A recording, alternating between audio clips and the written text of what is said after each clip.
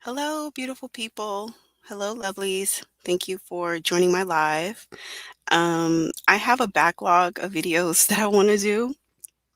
In fact, I've already recorded the audio for some of them, and I don't know. I'm a little bit bottlenecked right now, so bear with me as I work on getting these videos out.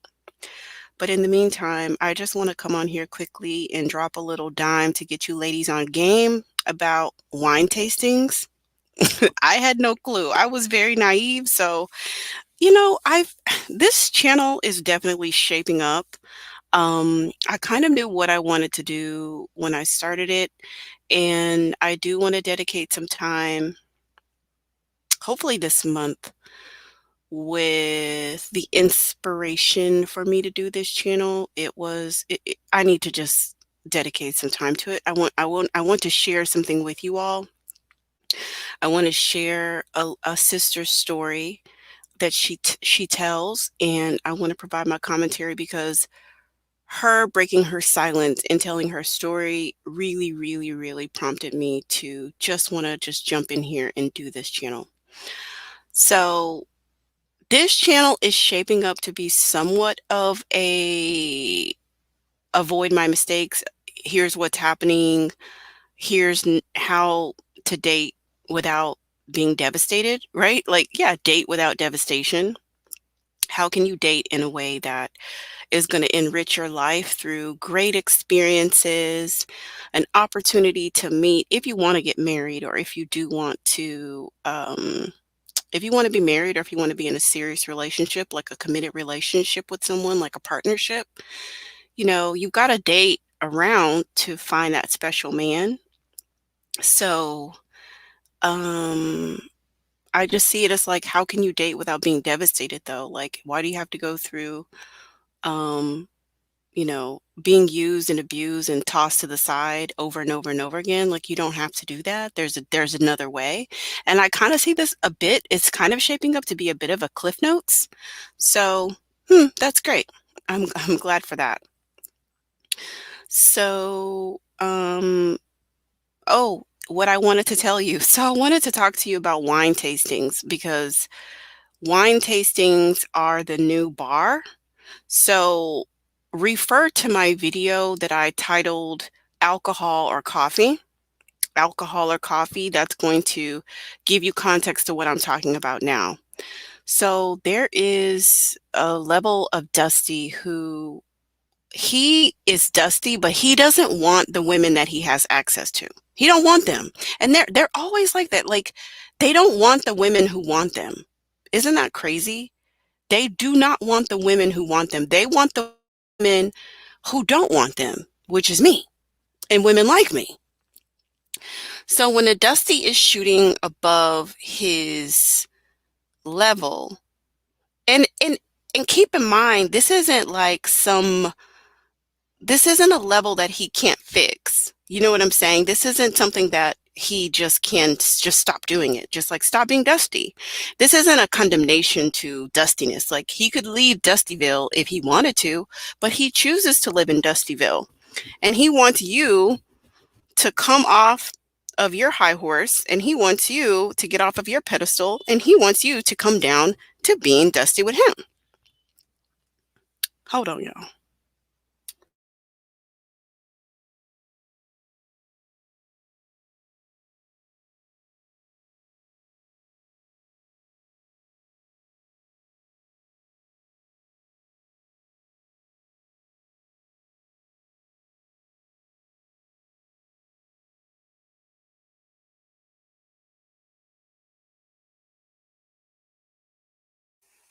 Okay, thank y'all for holding. I guess that's the joys of being alive. Okay, so like I was saying, when a Dusty is shooting above what he has access to, what he's willing to do, because the truth of the matter is, there are plenty of women that will go meet you for a drink.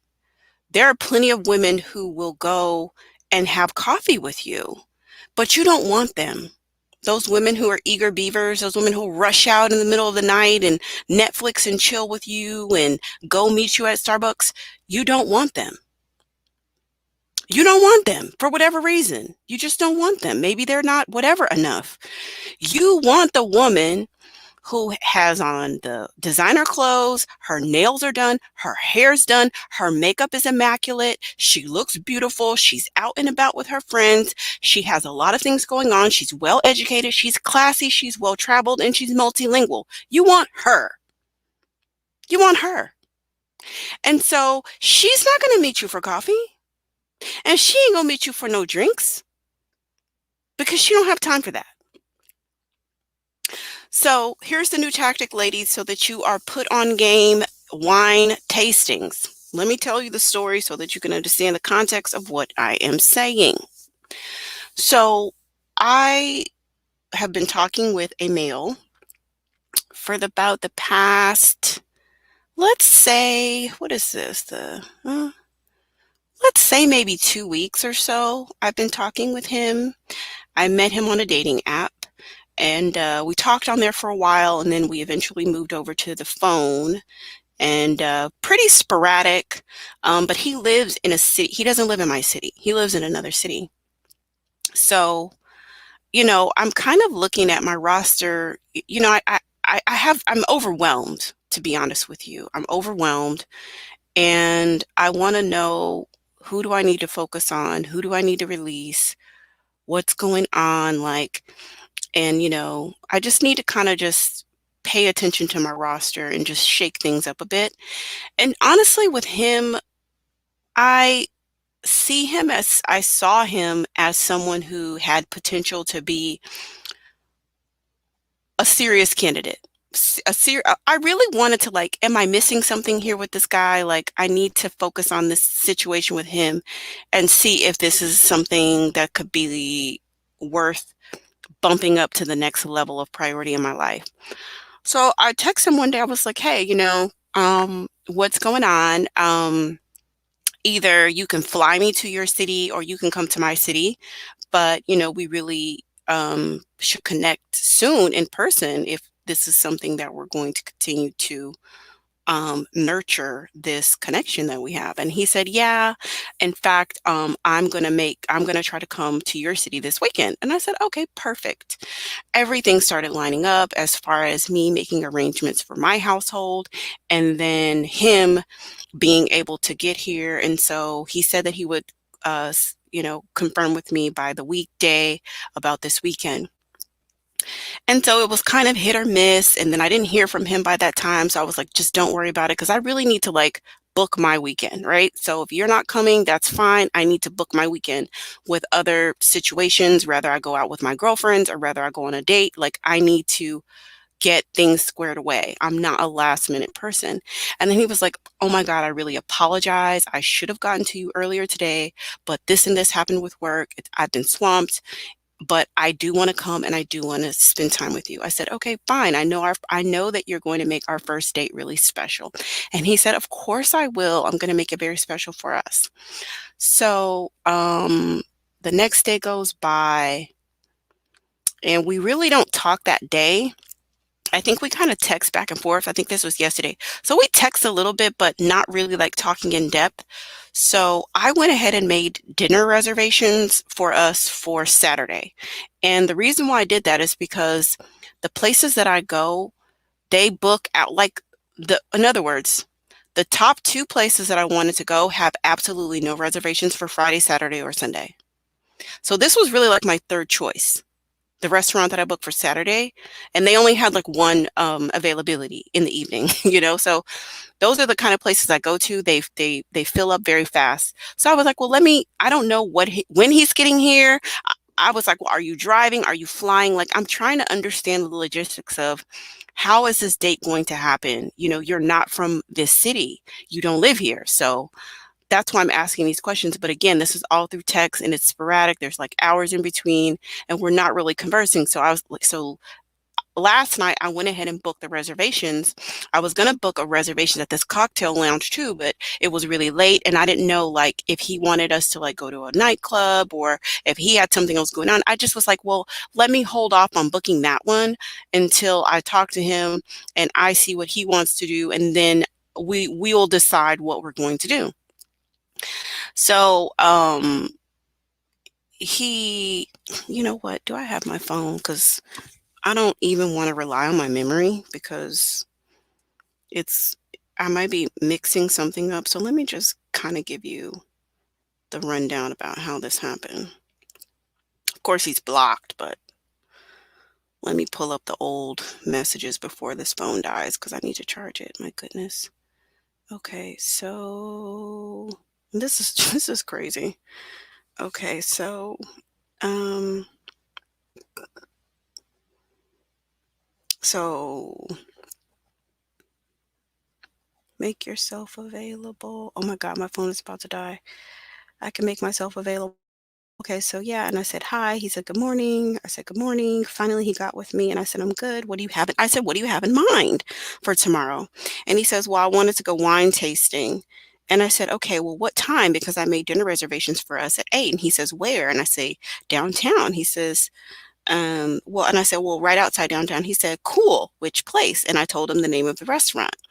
And then I said, I was hoping we can get drinks at this cocktail lounge afterwards, but the reservations weren't available until 11:30.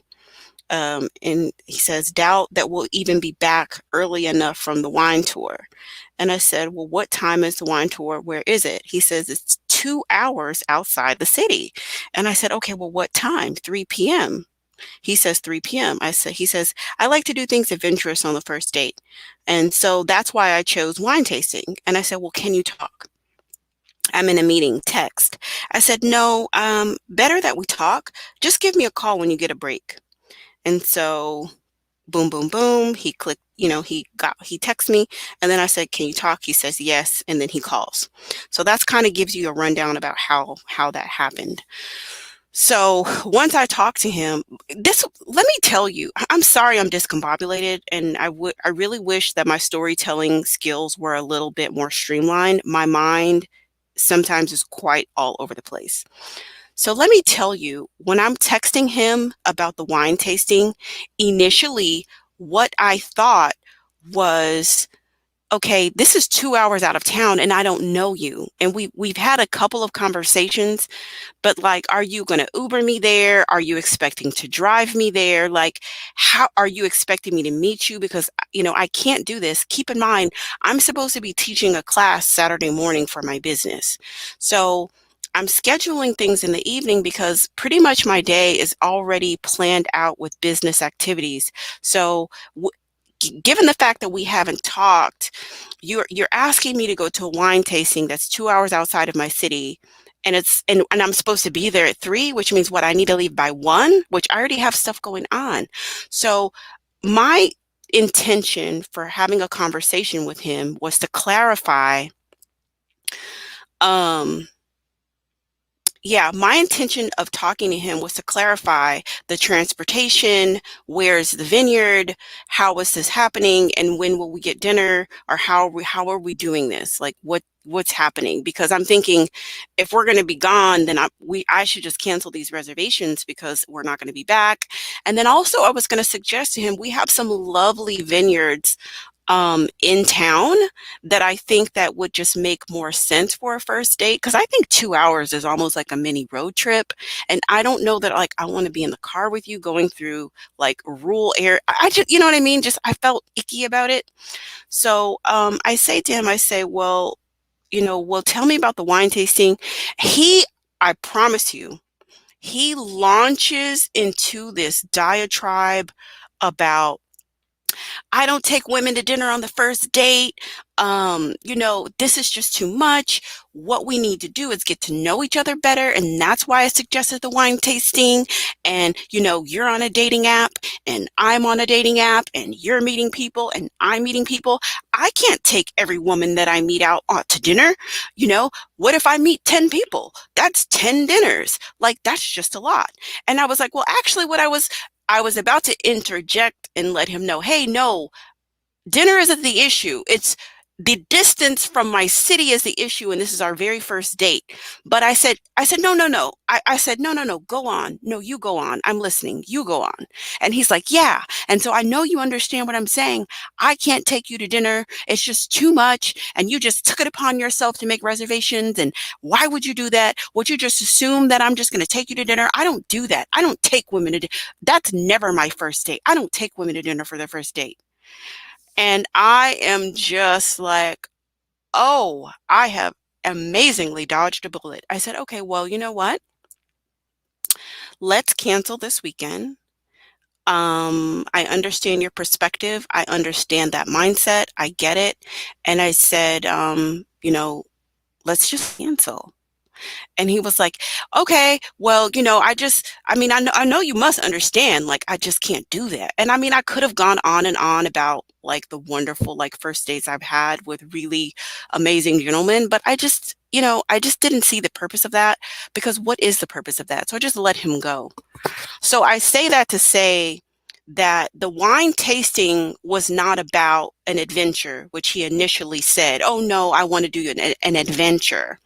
The wine tasting was a tactic to try to get me drunk, to probably try to sleep with me, That's the whole thing, right? So he didn't want to approach a woman of my caliber and say, hey, let's go to the bar, and sit at the bar and drink, which he already knows that by the way I present myself, he already knows that the answer to that question would be no. So the tactic is, well, let me invite you to a wine tasting because that seems classy, but it's the same intention behind taking the woman to the bar. So I just wanted to put you all on game to that, because that's definitely something to look out for and to be mindful of. I don't have an issue like with men taking me to dinner. It's never an issue. It's not a big problem. It's not a big deal. So I don't deal with the caliber of male who is going to make a big deal about that. I do my best to weed out those individuals very early on. This gentleman, presented himself as somebody who was, well-to-do and financially viable. So normally to men like that, it's not a big deal. Like, they understand when you're dealing with a classy woman who's well-traveled and very cultured, that you take her to a nice restaurant for dinner. And another interesting thing that came out through his diatribe was, he was like, once we keep hanging out, we'll get to the place where I'll take you to dinner. So he kind of positioned it like you have to earn it. I'm sorry. I'm sorry. He he put it he put it in a position to where I had to earn the dinner. And I held back laughing, and I just politely got off the phone, because we're not compatible. We are not compatible, and there's no reason for us to go further. I mean, I guess the only thing, I really dropped the ball on this one because he looks well to do. We've had conversations and he seemed okay, but I want to say maybe it was like one conversation and then text. And that's why I was like, no, call me. He's like, no, text. I said, no, call me. Call me, because something is missing in translation here. And I don't want to misunderstand you. I want to fully understand you, and I want to work out this date. And so I knew that there was a part of me, my intuition was going off saying, no, don't go out, don't drive 2 hours with this guy. You don't know this guy. And so I was thinking, no, we have vineyards here in town. Like, let's just go to one here. If that's really what you want to do, then let's go to a vineyard here in town. That's what I'm thinking. But I am so glad that I had the beautiful art of feminine silence. Because if you be quiet and listen to men, they will tell you everything that you need to know. Okay? Just be quiet and listen. Just ask questions and zip it. Listen. Because he told me everything that I needed to know that my intuition, sometimes we don't understand why those bells are going off, but my bells was going off, and I needed to dig in and see, well, what's really here? What's really here? Why is my intuition saying stop, no, pause, mm-mm? And that's why I was like, no, I don't need to talk to you by text. Call me. That's going to be the best way to handle this. And so, yeah, that's what I found out. So so refer to my video about alcohol versus coffee. Oh my goodness. In research for this, I just wanted to do a little quick Google search before I did this live. And let me tell you, I found something that was so disturbing. I Googled strategies not to take a woman to dinner, how to avoid taking a woman to dinner. And you don't want to know the type of crazy stuff I found. I found the craziest stuff. And the thing that disturbed me the most was this young guy. He looks like, and he's like in his late 20s, early 30s. He has a whole course on how to suppress your emotions and negative like feelings. Like, he has a course on it. Like, it's a thing. It's a thing. Like, this guy who's coaching guys on like how not to do anything for women has a course on how to suppress your emotions. So I will do another live about this, because one thing that these guys, especially the people who follow Kevin Samuels, who are coming on my channel and trying to somehow name call, they are calling me emotional, which I don't see as a negative thing. And they say that, oh, you're too into your feelings, and you just, oh, show me where it hurts. I'm, like, oh, wah, you're hurt. And I'm just like, what the hell is going on here? Like, these are narcissists trying to teach other narcissists how to be more proficient narcissists. So these males are not trying to expand as human beings and be better humans, which means you have more access to your emotions, you have more access to feelings and compassion as you grow and expand as a human. To the contrary, they're actually teaching other minion males how to shut that part of themselves down even further, and how to manipulate better, how to, how to be more manipulative, more exploitative. And there's men paying them to tell them how to do it. I cannot make this stuff up. When I saw that, I was just like, oh my gosh, it makes so much sense. It makes so much sense, because and then one of the little guys on my last live was like, oh, you only have one follower. You don't have less than 500 followers. Only one person's watching your live. Listen, I've had 2 women leave me comments and messages that something that I said helped them. I'm done. Like, I'm good. My mission is accomplished. My mission is already accomplished. I touched the lives of 2 people. So I could never record another video again. And that was the whole point of this video, the whole point of this channel. I didn't come on here to get 1 million subscribers, because I'm talking to a very niche down audience. If I wanted to get a bunch of subscribers, I would just be a general person talking about celebrity news like everybody else does. I wouldn't be talking about repelling things like trauma, abuse, exploitation, therapy, healing. I wouldn't be talking about those topics. They're uncomfortable. I wouldn't even do that. If the purpose of what I was trying to do was to get a bunch of followers and a bunch of super chats and all of that. If it comes, whatever. But the point of what I'm doing is to touch the lives of people and to share my story. It's therapeutic for me. It feels good to share my lessons as I learn them. And I've said this on other videos. I am being the big sister I wish I had.